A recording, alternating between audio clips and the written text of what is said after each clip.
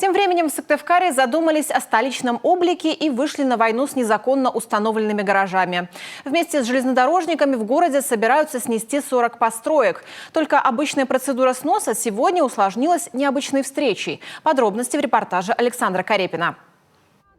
Кухня, душ, гостиная и спальня. И все это на нескольких квадратных метрах. Этот незаконный гаражный комплекс стал домом для Александра еще 9 лет назад. После освобождения из мест не столь отдаленных 46-летний сыктывкарец так и не смог устроить свою жизнь. Под временное жилье приспособил старый сарай. Так здесь и остался. Сегодня хозяина попросили освободить помещение. В попыхах он пытался вынести только самое нужное.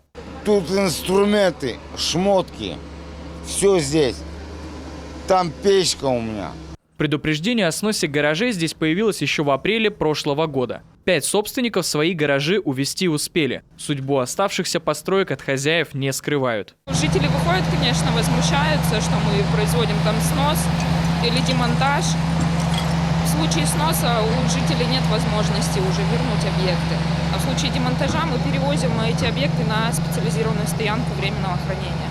Были и те, кто пытался оформить эти постройки официально. Но это охранная зона железнодорожных путей, и здесь запрещено возводить любые строения. РЖД сносит гаражи своими силами. Все оказалось сложнее, чем предполагалось. Мы, как подрядчик по транспортировке этих отходов, с особыми сложностями не столкнулись, а вот у РЖД возникли проблемы при подъезду к этим строениям незаконным. То есть местность неровная, плюс топкий грунт, машина проваливается, вывозить этот мусор сложно до места погрузки.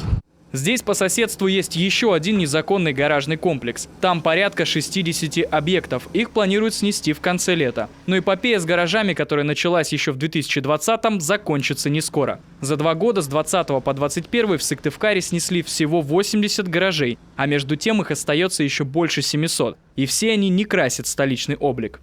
Александр Карепин, Виктория Палкина, Дмитрий Булаев, телеканал Юрган.